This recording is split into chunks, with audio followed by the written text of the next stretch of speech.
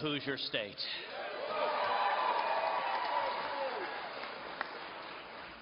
Let me tell you about the America that I love. Our nation is an exceptional nation.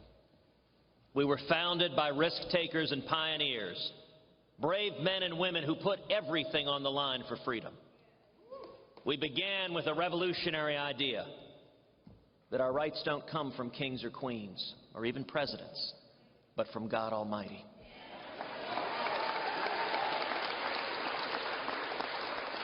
That every one of us has an unalienable right to life, liberty, and the pursuit of happiness.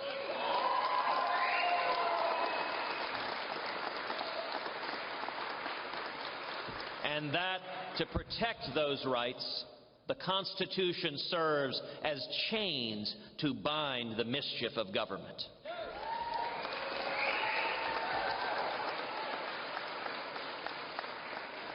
For more than 2 centuries, we have protected those rights. We believe in equal rights for everybody, that everybody deserves dignity and respect, whether they agree with you or not. That there will always be evil in the world and injustice in the world, but America stands up to it and confronts it.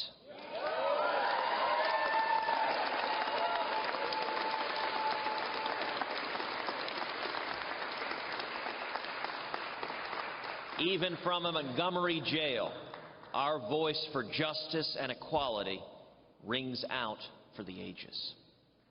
America is hopeful, optimistic. America is kind. We are not boastful or mean-spirited. America is brave. We keep our word. And we believe in peace through strength.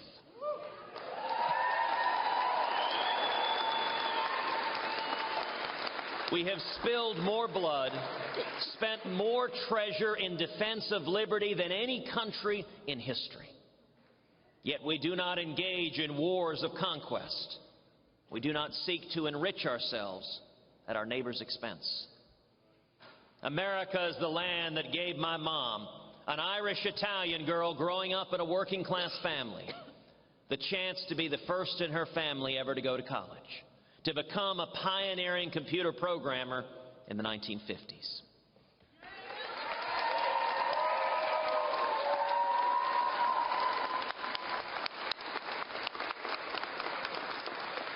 I love you, Mom. America is the land that welcomed my father as a penniless immigrant. He'd seen oppression, prison, and torture in Cuba. And for him, America was hope.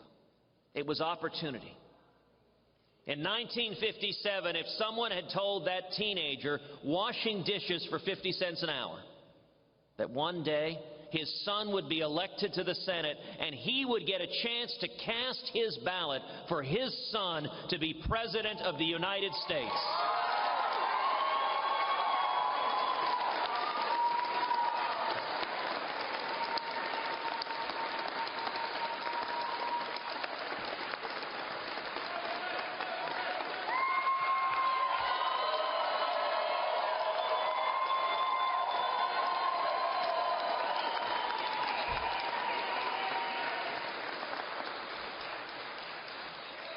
that teenage immigrant washing dishes could never have believed it. And yet that's exactly what happened, only in America.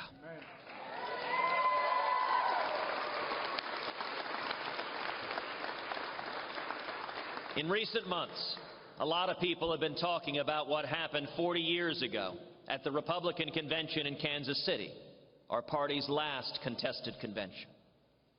When I look back at that convention in Missouri, I think of the speech that Ronald Reagan gave to our party. He spoke not of the next 4 years. He saw not the close horizons that are of interest to those who seek to build their own fortunes in the short term. But instead, he looked to the distant times that concern the men and women whose purpose it is to secure the blessings of liberty to their posterity. Ronald Reagan spoke of the next 100 years and of the generations of Americans who would come to know whether our nation had escaped the existential threat of nuclear war, who would know whether our party had succeeded in its fight against the erosion of constitutional freedoms that only grow and multiply under rule of the Democratic Party. Ronald Reagan spoke of the purpose that defined our party then and that must unite and drive our party now.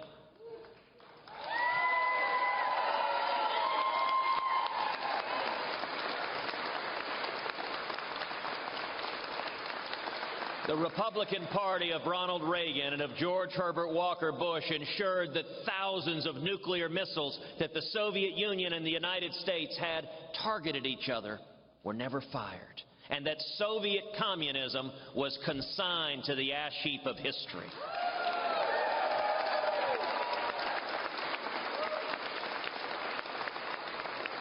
They fought hard so that our American freedoms were not lost to any foreign foe, nor sacrificed in pursuit of any domestic agenda of the Democratic Party.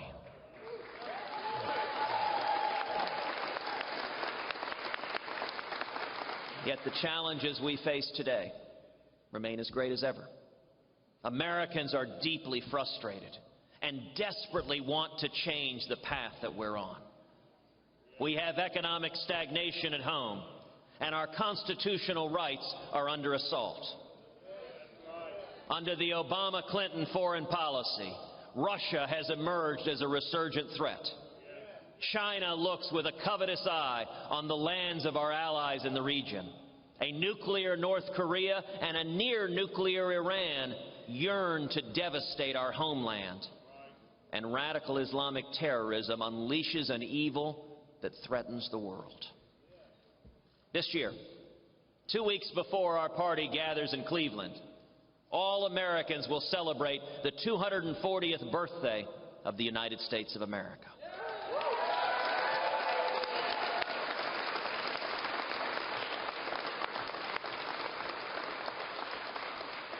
American parents and grandparents will watch the fireworks with their kids and will dream of the grandchildren and great-grandchildren to come and wonder how those future generations of Americans will remember what we do not only this summer, but in the coming decades.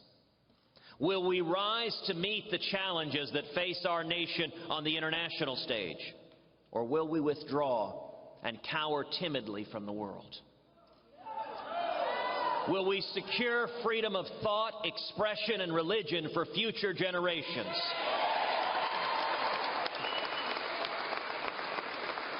Or will we succumb to the tyranny of a political correctness and the temptation of racial politics and balkanization here at home?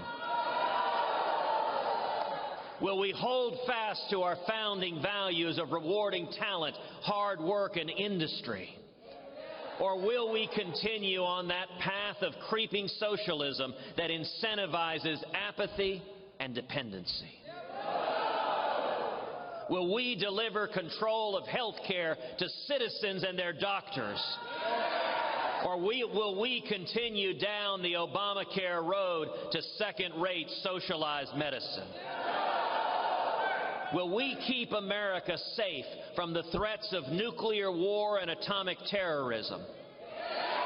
Or will we pass on to future generations a land devastated and destroyed by the enemies of civilization? This is the responsibility with which we have been charged by history. This is our challenge.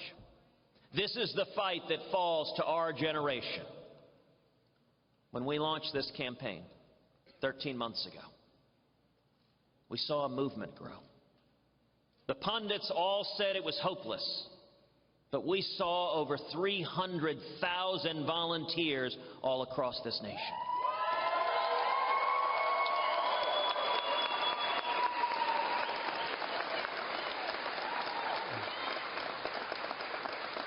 Over 1.5 million contributions, averaging about $60 each.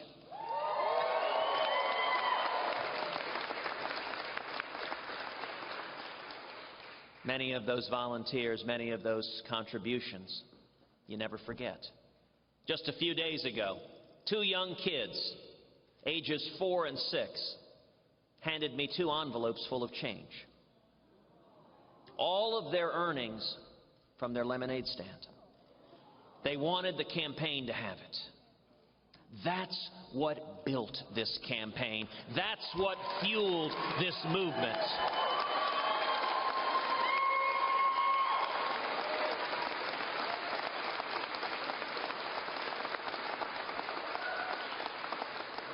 Thank you to each of you, incredible patriots who have fought so hard to save our nation. And I with you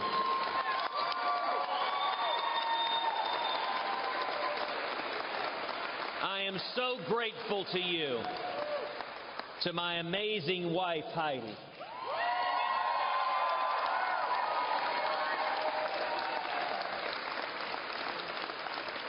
to our precious girls, Caroline and Catherine,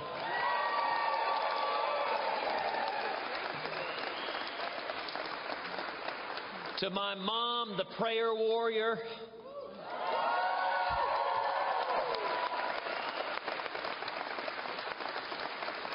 to my dad, who has traveled this nation preaching the gospel.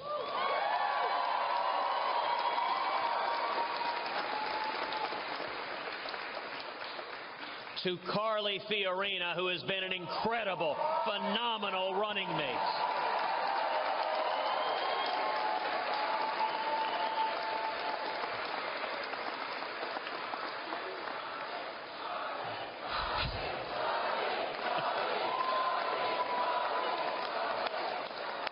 What you have done, the movement that you have started, is extraordinary. I love each and every one of you.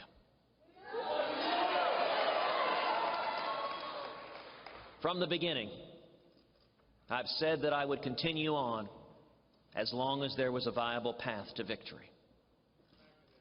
Tonight, I'm sorry to say, it appears that path has been foreclosed. Together, we left it all on the field in Indiana. We gave it everything we've got. But the voters chose another path. And so, with a heavy heart, but with boundless optimism for the long-term future of our nation, we are suspending our campaign. But hear me now, I am not suspending our fight for liberty.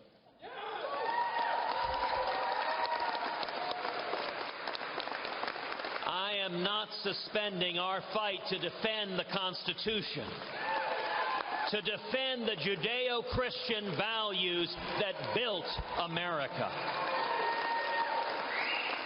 Our movement will continue. And I give you my word that I will continue this fight with all of my strength and all of my ability.